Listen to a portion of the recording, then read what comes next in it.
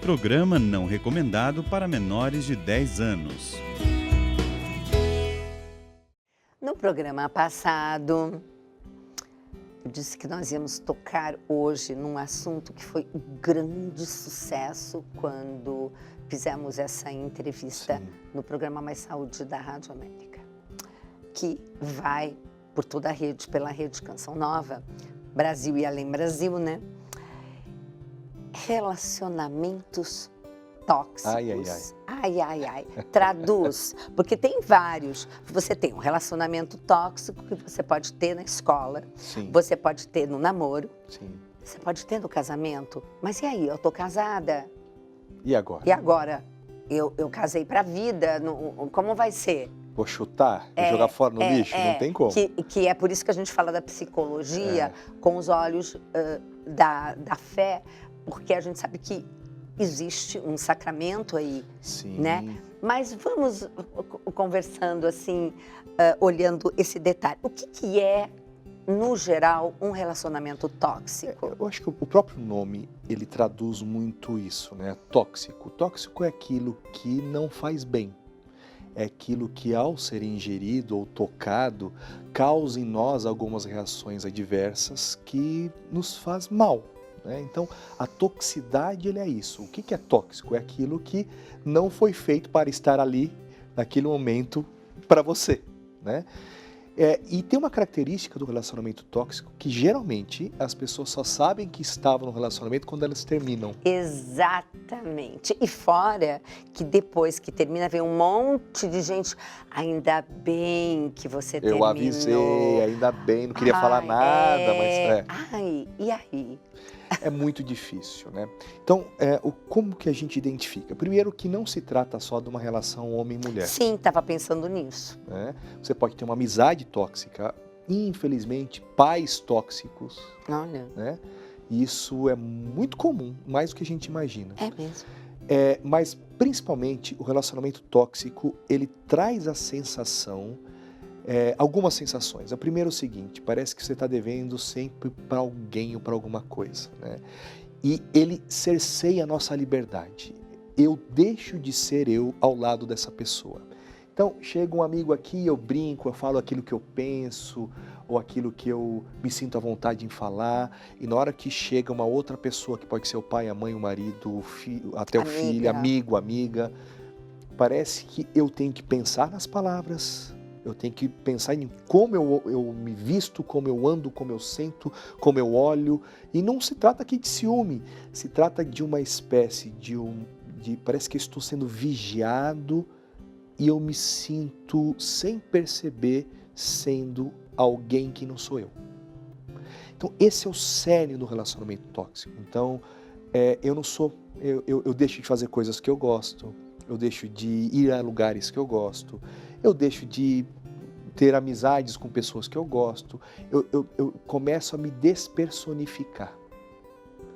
Eu começo a ter uma outra identidade que não a minha. Isso traz uma sensação de sufocamento, de angústia, né? E o relacionamento tóxico, não há o que você faça, a culpa sempre é sua. Né?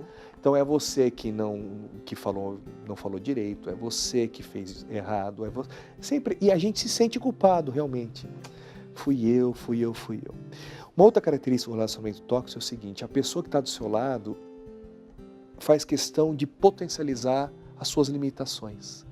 E os seus ganhos e as suas conquistas ficam diminuídos, né? Ficam diminuídos.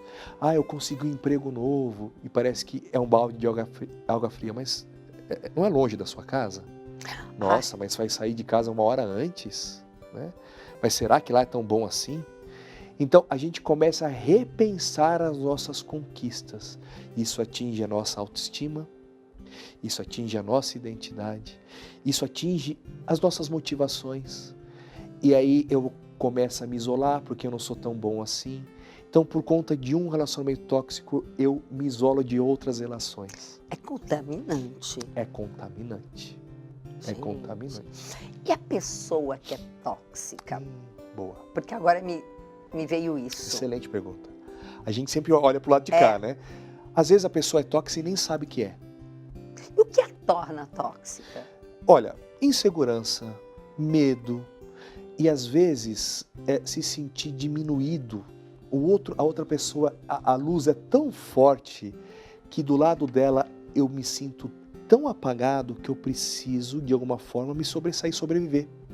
Né? Então são pessoas geralmente inseguras, invejosas, são pessoas geralmente que têm uma autoestima muito questionável e em algumas pessoas a gente encontra até traços de personalidade, alguns transtornos de personalidade. São pessoas que não é o que deveriam, precisam de uma terapia, não? É fundamental. É fundamental. E terapia de acompanhamento quase que a vida inteira. Porque a gente, enquanto terapeuta, vai balizar esses comportamentos inadequados. E vai fazer ele entender que esse tipo de comportamento só afasta e não aproxima. Quando você mostra para um paciente tóxico, né? Paciente tóxico, sim, que entendi. Você está mostrando para ele o que ele está fazendo de inadequado, não vou falar nem certo nem errado, como que é a reação? Geralmente é de resistência. No primeiro momento, não, imagina, eu não faço isso. Eu amo essa pessoa, isso aqui é a melhor amiga. É aquela situação que de repente você comenta, puxa, tão chato quando você fala assim, eu não falo assim. Dá vontade de ter um gravador ali, né? Dá vontade de ter um gravador, mas eu costumo mostrar fatos. Olha como foi a reação da pessoa.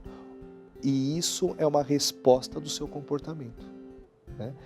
E no primeiro momento ela é resistente e depois é aceitação. E aí que a gente começa a diminuir a toxicidade dessa pessoa, né? Então, eu quero essa pessoa para mim, por uma insegurança minha, e quando eu mostro para essa pessoa, olha, você vai ganhar mais essa pessoa dando a ela liberdade, e quando ela entende isso, começa a virar a chave. Começa a virar a chave. Quando vira a chave, é uma chave que vira e meio que acerta todas as outras? Quase sempre acontece dessa forma. É como se fosse uma raiz, Exatamente. Que aí quando você puxa, você pega todas as outras. E atrás, isso aqui também é assunto para outros programas, mas atrás dessa pessoa tóxica tem uma criança ferida. Sempre. Tem uma criança negligenciada, tem uma criança humilhada, tem uma criança que não se sentiu pertencente e agora ela precisa mostrar para o mundo que tudo é dela, para não sofrer de novo. Que não é pertencente, olha que forte. Pertencente àquele lugar, àquelas pessoas, àquela família, àquela comunidade. Então, pessoas infelizes, elas têm uma tendência de fazer ambiente infelizes. A felicidade dela é essa, né? Por isso que Santa Teresinha fala, algumas pessoas, elas merecem ser amadas, outras precisam. Ai, que lindo! Então, o olhar misericordioso para quem é tóxico, a gente precisa ter. Porque se ela se comporta desse jeito, alguma razão tem. Então, eu consigo olhar para os dois lados da moeda, né? Aquela que sofre e é vítima disso, e aquela que é vítima dela mesma.